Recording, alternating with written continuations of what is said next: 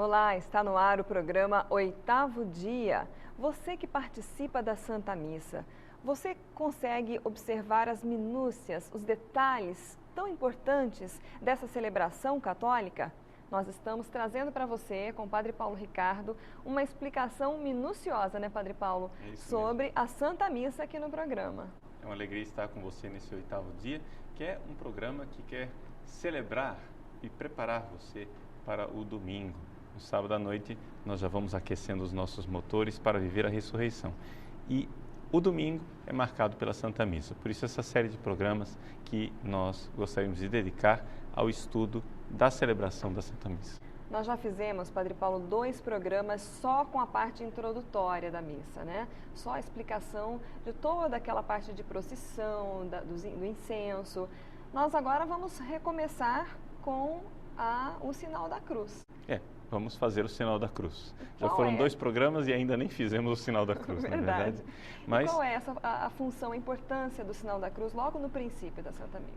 Bom, aqui nós temos os ritos iniciais e introdutórios da Santa Missa. O padre, ele deve estar posicionado na cadeira. É importante lembrar isto. Ou seja, são 3 lugares básicos que nós temos no presbitério, não é? O altar, que é onde o padre exerce o seu sacerdócio, o ambão, onde o padre exerce a sua tarefa de profeta, e a cadeira, que é onde o padre exerce a tarefa de governar, de guiar o povo de Deus. Então, essa primeira parte da missa, ela deve começar na cadeira. O padre vai para a cadeira e dali ele faz o sinal da cruz. O sinal da cruz é um gesto antiquíssimo, não é? São Basílio Magno, imagine só, São Basílio, ele é do século IV, morreu mais ou menos no ano 372 depois de Cristo. São Basílio Magno, ele no seu livro sobre o Espírito Santo diz que o sinal da cruz foi algo recebido dos apóstolos, da tradição apostólica. Quer dizer, em 372 nós não temos uma garantia total de que o gesto do sinal da cruz veio dos apóstolos, mas já podemos saber que ele é muito antigo. Se em 372 São Basílio fala do sinal da cruz como sendo algo que foi recebido dos apóstolos, é porque é mais antigo do que a lembrança dele e a lembrança de todos aqueles que estavam ouvindo. Porque se não fosse assim, as pessoas desmentiriam São Basílio, não, quem inventou foi fulano. Então, trata-se de um gesto muito antigo. E aqui que é interessante, Lídice, a gente vê que a igreja nasceu católica, não é? Nós, quando fazemos o sinal da cruz, fazemos um gesto que ou veio dos apóstolos ou quase vem da geração apostólica. Os cristãos têm essa consciência de que este é o sinal que nos diferencia. E até, inclusive, Padre Paulo, interrompendo um pouco o senhor, é uma função basicamente católica, né? Porque a gente percebe que as outras religiões ou os evangélicos, eles, na verdade, até criticam essa forma da pessoa fazer o sinal da cruz, se benzer, né? Exato. Mas existe toda a tradição também da igreja oriental, não é? Os ortodoxos também fazem o sinal da cruz e também algumas igrejas que fica difícil classificar se são protestantes ou não, mas, por exemplo, a igreja anglicana, a igreja episcopal também, em alguns lugares, adotam o sinal da cruz e é um gesto bastante conhecido, esse sinal da cruz. Como é que se faz o sinal da cruz na prática, não é? Nós, na igreja latina, ou seja, nós que somos do Ocidente, temos o hábito de fazer o sinal da cruz com os dedos da mão, não é? Juntos, e então o sinal da cruz vai à testa, depois no peito, ombro esquerdo e depois o ombro direito, não é? Esse é o sinal da cruz básico que nós fazemos, que segue o mesmo movimento que o padre faz, não é? O padre traça o sinal da cruz da mesma forma, nessa mesma direção, da esquerda para a direita. Já os orientais, eles acrescentaram simbolismos muito interessantes, que nós, latinos, não adotamos. Embora exista alguma atestação documentos da Idade Média que dizem que no Ocidente isso também existia, porque um Papa, inclusive, comenta como fazer o sinal da cruz. Os orientais, então, fazem assim. Eles unem 3 dedos, não é? O polegar, o indicador e o médio são 3 dedos unidos que simbolizam a Santíssima Trindade. E esses 2 dedos recolhidos aqui são a natureza de Cristo, a natureza divina e humana. Então, com esses 3 dedos, eles traçam o sinal da cruz, né, na testa, depois no peito, mas, ao contrário daquilo que nós fazemos, eles fazem da direita para a esquerda. Qual é a explicação que eles dão? A explicação que eles dão é que nós passamos do lado direito, que é o lado da mão que segura a espada, que faz a justiça, é a mão da ira, passamos para o lado esquerdo, que é o lado do coração, da misericórdia, da bondade e do perdão. Então, tem esse simbolismo interessante no Oriente. Mas tanto os orientais como nós, ocidentais, traçamos o sinal da cruz, dizendo em nome do Pai, e do Filho, e do Espírito Santo. Amém. Padre Paulo, pode ser uma pergunta boba, mas eu ouvi isso quando eu fiz a primeira comunhão, algum tempinho atrás. Sim. Que não se pode fazer o sinal da cruz com a mão esquerda, por exemplo. Eu sou canhota. Então, eu fui corrigida quando criança, porque não era errado o sinal da cruz com a mão esquerda. Isso é real? Acontece? O senhor falou, né? Existe um simbolismo bíblico com relação à mão esquerda, né? Eu também sou canhoto, mas na liturgia eu faço tudo com a mão direita. Por quê? Porque a esquerda é sempre considerada na Bíblia como o lado da maldição, né? Ou seja, em Mateus 25, aqueles bem-aventurados que serão admitidos ao reino dos céus estão do lado direito do juiz, e os que serão condenados estão do lado esquerdo. Então, a mão direita, né, Ben Yamin, é o filho da mão direita. Nós somos todos Benjamins, nós somos todos filhos da mão direita, porque seremos admitidos, né, na glória celeste. Então, essa realidade da direita e esquerda dentro da Sagrada Escritura existe, né? Por quê? Por uma razão, um simbolismo baseado na biologia humana, ou seja, a maior parte das pessoas, né, tem o lado esquerdo do cérebro que comanda o lado direito, né? Então, o lado esquerdo é aquele que faz com que haja uma maior atividade, etc. Eu não vou aqui explicar biologia né? porque eu não sou especialista nisso. Nós somos invertidos, né? Então, nós que somos canhotos funcionamos do outro jeito, mas a maior parte da humanidade, né, é desse jeito, é a mão direita. Então, a mão direita como sendo também a mão da bênção. Então, existem vários simbolismos interessantes. Seja como for, eu gostaria de salientar uma coisinha que as pessoas geralmente não são instruídas. Quando você faz o sinal da cruz, você deve dizer em nome do Pai, e do Filho, e do Espírito Santo. Tem 2 es. Isso está lá na Sagrada Escritura e o que nós temos é o texto que está no missal, portanto, a oração oficial da igreja, não é? Este é para salientar a igualdade das 3 pessoas. Não é o Pai, o Filho e sobrando o Espírito Santo, como se o Espírito Santo tivesse uma categoria inferior. Não, em nome do Pai e do Filho e do Espírito Santo. Esses 2 es são interessantes. E depois, o nome, não é, de Deus é um só. É muito comum a gente ouvir no Brasil aquela música, não é? Em nome do Pai, em nome do Filho, em nome do Espírito Santo, estamos aqui. Porém, este texto, ele não é adequado à tradição. Por quê? Porque o nome de Deus é um só. E os Santos Padres comentam isso, não é? Em nome, é um nome só. Isso quer dizer que é um só Deus.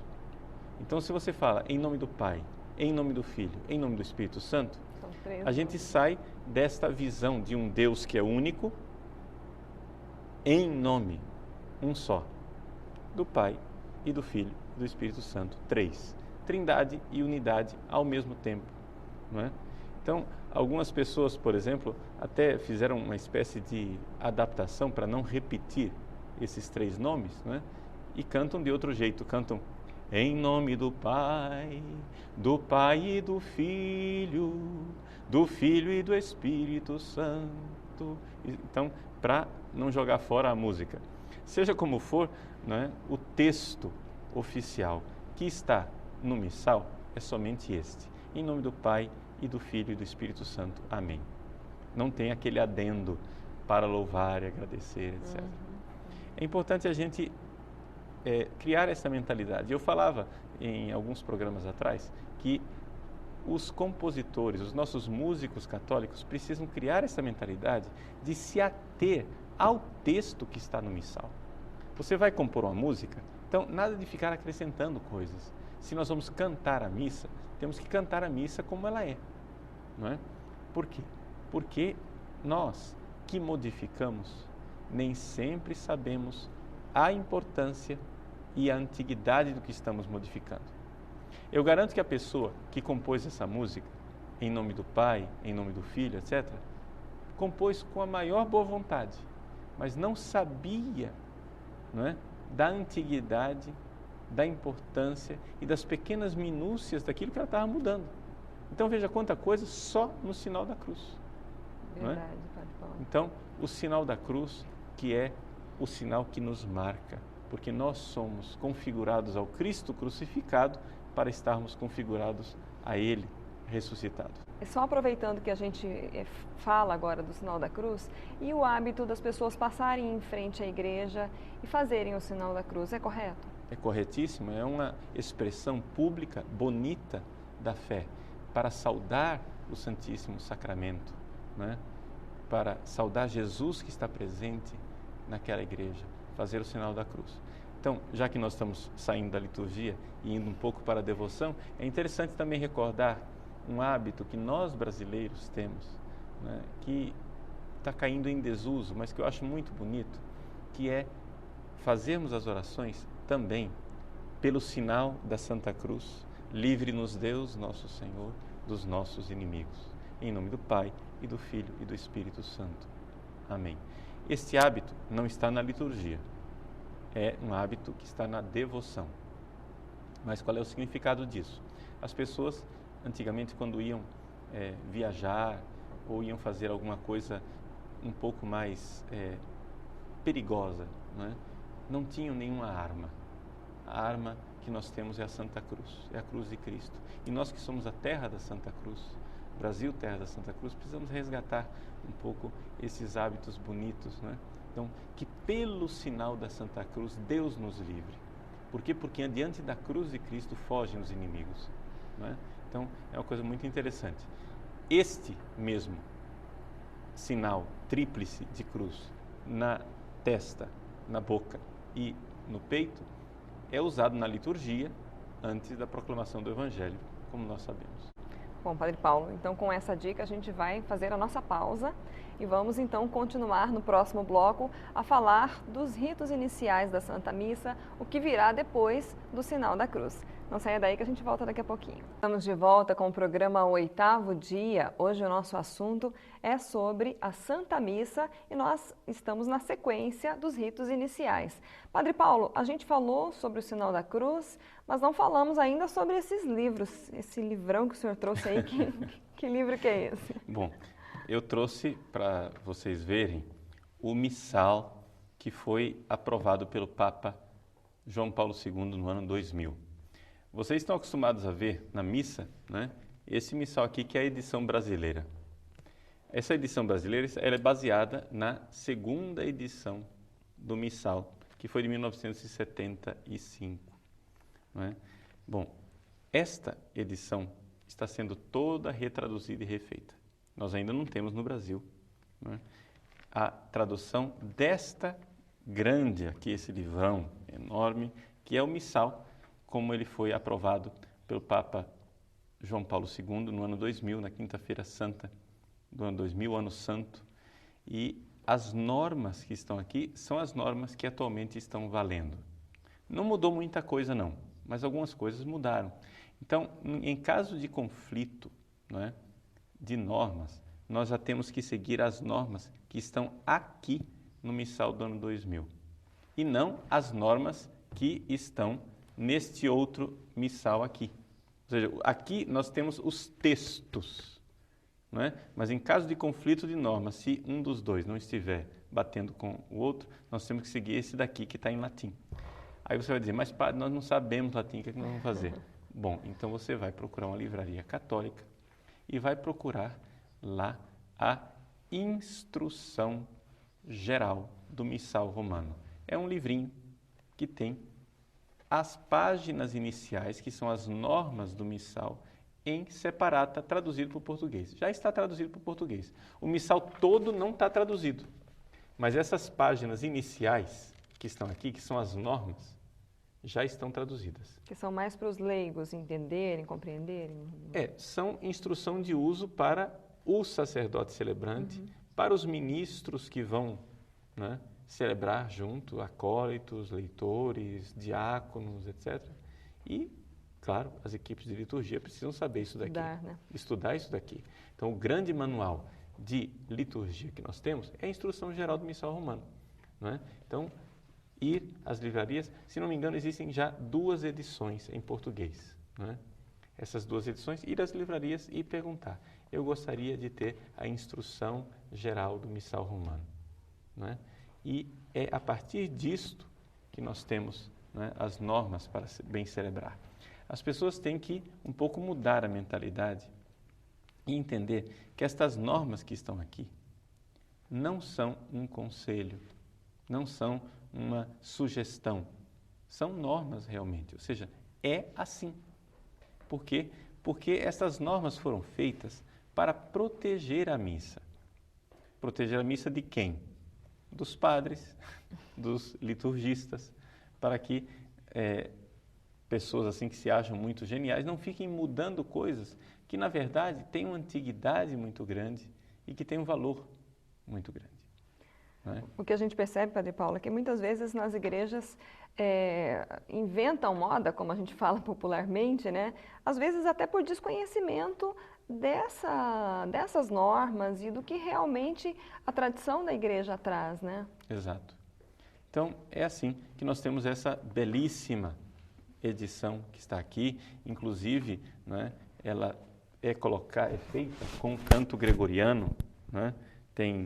O padre pode cantar em gregoriano, o povo responde também. Então, tudo isso daqui é bastante rico, faz parte da riqueza litúrgica da igreja. E o canto gregoriano é o canto oficial da igreja, né? O canto gregoriano é o canto que nós devemos utilizar com mais frequência. Não podemos jogar assim na lata do lixo uma tradição de tantos séculos, né? Não estou dizendo aqui que a missa inteira tem que ser gregoriano, sempre, o tempo todo. Não estou dizendo isso. Só estou dizendo que, de fato, as pessoas deveriam conhecer essa riqueza que faz parte da tradição.